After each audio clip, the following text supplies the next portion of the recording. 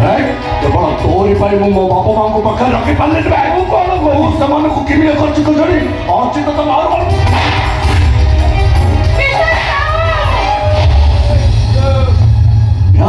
ନମସ୍କାର ନମସ୍କାର ନମସ୍କାର। ଆପଣ ତାଙ୍କୁ ମାରୁଛନ୍ତି କାହିଁକି? ମାରୁଛନ୍ତି କାହିଁକି? ଶୁଭୁନି? ମୁଁ କଣ କହୁଛି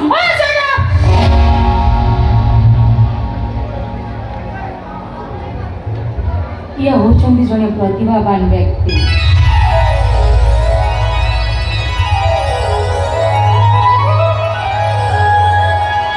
ତାଙ୍କ ମାନବିକତା ମୋତେ ମୁଗ୍ଧ କରିଛି। ଆଉ ଆମ କମ୍ପାନୀ ତରଫରୁ ଯେ ଜାଗାରେ ମାନବିକତା ସମ୍ମାନ ବ୍ୟକ୍ତିକୁ ଆପଣ ମାରୁଛନ୍ତି ୟାଙ୍କୁ ଅଫିସ ପର୍ଯ୍ୟନ୍ତ ଆଣିବାକୁ ମୁଁ ଆପଣଙ୍କୁ ନିର୍ଦ୍ଦେଶ ଦେଇଥିଲି। ଆପଣ ତା ନକରି ତାଙ୍କୁ ମାରିବାକୁ ସାହସ କେମିତି କଲେ? ମୁଁ କଣ କହୁଥିଲି କି ये जन हूँ निम्न स्तर निच्च स्तर व्यक्ति गोटे गाँवली मफलू आपको एत बड़े सम्मान दिगले आम कंपनी प्रेस्टिज कि सुंदर बुद्धि तुम मो इंजीनियर का मोर बुद्धि हंता तोर गाँवली मफुर बुद्धि हंता ना पढ़ीचु चुप नाई मूर्ख मोर कौटू एत बुद्धि आसो बढ़िया बुद्धि तुम ये बाबू एकदम बढ़िया कथा कहते मैडम मोर से पुरस्कार दरकार नहीं ये बाबू दे देते बाबू नहीं जाते सत कहूँ हाँ मुझे हाँ नहीं जा से विचार करने आपण कि आपनकर साहस केमति आला मु निर्वाचित करता व्यक्ति को अपमानित करिया I am so actually sorry आपण तांको अपमानित करछंती माने तांको पाद धरी भूल मागंतु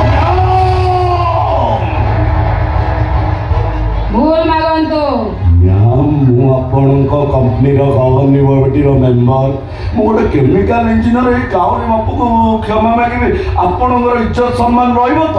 ଭୁଲ ମାଗନ୍ତୁ ନା ମୋ ମୁହଁକୁ ଟିକେ ଅନାନ୍ତୁ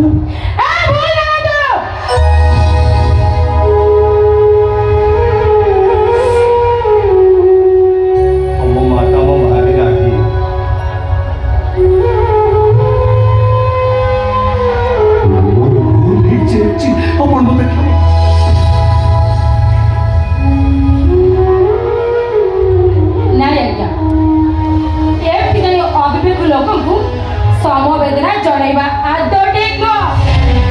हाँ मिस्टर साहू मु आपनको चाकरी बहिष्कार करू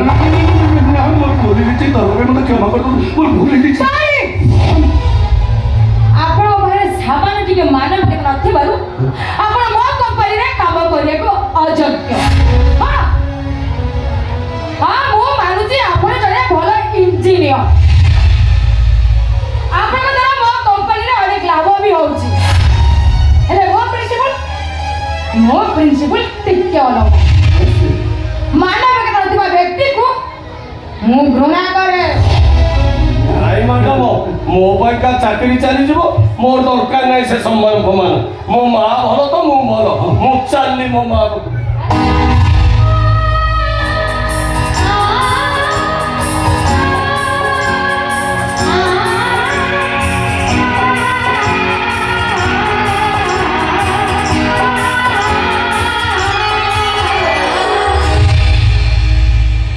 देखले तो मिस्टर साहू मानविकता कहा को कुआ जाए केवल यांकरी कथा को सम्मान देबा पई मु